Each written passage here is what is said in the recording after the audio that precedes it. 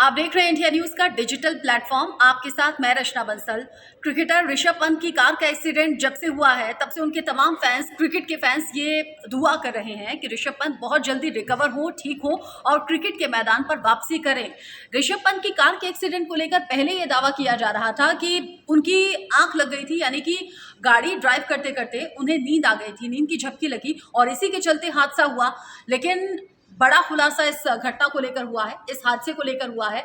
बड़ी बात यह है कि ऋषभ पंत बता रहे हैं कि जब वो कार ड्राइव कर रहे थे, कार को ड्राइव करते करते एक कार को उन्होंने ओवरटेक किया। ओवरटेक करने के बाद जैसे ही उनकी कार आगे बढ़ती है, एक बड़ा सा गड्ढा सड़क पर आ जाता है। बड़ा गड्ढा सड़क पर आया और उसी गड्ढे से गाड़ी को बचाने के लिए वहां कार बेकाबू हो गई, क्योंकि कार मर्सिडीज थी और बहुत ज्यादा तेज स्पीड में जा रही थी। ऐसी तेज स्पीड में जब गाड़ी चलती है तो उसे कंट्रोल करना मुश्किल भी रहता है। यही ऋषभ पंत के साथ में हुआ। हालांकि ऋषभ पंत का जब एक्सीडेंट हुआ था, जब लोग उन्हें रेस्क्यू कर रहे थे, बचा रहे थे, किसी ने कंबल दिया, किसी ने कपड़े दिए, किसी ने उनकी चोट को साफ करने की कोशिश की, एम्बुलेंस को फोन किया। ऋषभ पंत उस वक्त भी थोड़ा थोड़ा बात कर रहे थे। हालांकि जब भी कोई चोट लगती है तुरंत उतना दर्द नहीं होता। कहते हैं कि चोट अभी गर्म है, थोड़ा थोड़ा देर बाद में आपको दर्द का एहसास होता है, उस पेन का एहसास होता है। ऋषभ पंत तो उस वक्त भी कुछ बातें करते हुए लोगों से दिख रहे थे। हालांकि उसका ऑडियो सामने नहीं आया था। ऋषभ पंत को लेकर कहा यह जा रहा था, क्योंकि सुबह करीब 5:15 बजे के बाद 5:15 के आसपास ये हादसा हुआ।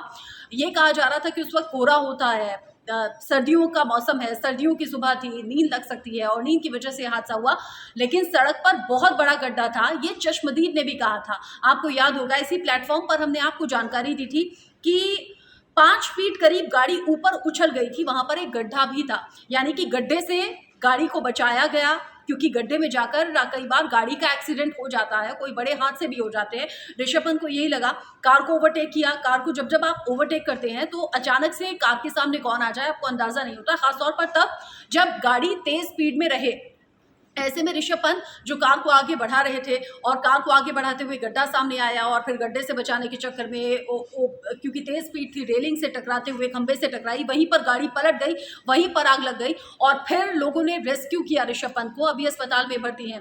अभी का अपडेट ये है, हालांकि कल ये खबर आ रही थी कि एयर एम्बुलेंस के जरिए दिल्ली या मुंबई के अस्पताल में शिफ्ट किया जा सकता है। अभी का अपडेट ये है कि परिवार जब ऋषभ पंत से मिल लिया है, परिवार संतुष्ट है अब तक के इलाज से और परिवार कह रहा है कि हम यहीं पर ट्रीटमेंट अभी करा रहे हैं, लेकिन हाँ, अगर भविष्य में जरूरत पड़ी तो हो सकता है भारत से बाहर यानी कि लंदन में भी शिफ्ट कराया जा सकता है बेहतर ट्रीटमेंट के लिए।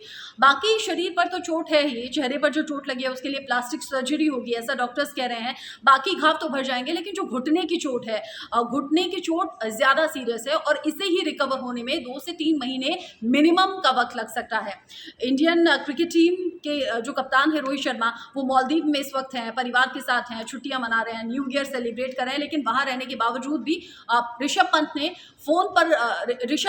फोन पर बात की है, उनके परिवार से फोन पर बात की है और रोहित शर्मा ने डॉक्टर से भी बात की है कि कितना वक्त लगेगा रिकवर होने में। उधर पीएम खुद प्रधानमंत्री नरेंद्र मोदी ऋषभ पंत के परिवार से बात कर रहे हैं।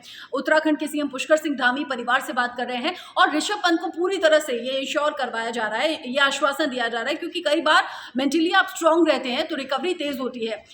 यही रिकवरी दिख भी रही है ऋषभ पंत में और कह रहे हैं कि काफी अच्छी स्पिरिट है ऋषभ पंत की और जो ट्रीटमेंट हो रहा है वो असर भी कर रहा है। हम सभी ये प्रे करेंगे कि ऋषभ पंत बहुत जल्दी ठीक हो जाएं, मैदान पर वापसी करें। ऋषभ पंत एक फाइटर की तरह फिलहाल हॉस्पिटल के बेड पर हैं, लेकिन अपनी गंभीर चोटों से लड़ रहे हैं और स्पीडी रिकवरी की हम भी कामना करते हैं। इस खबर से जुड़ा हुआ आगे जो भी अपडेट होगा पहुंचाएंगे आप तक।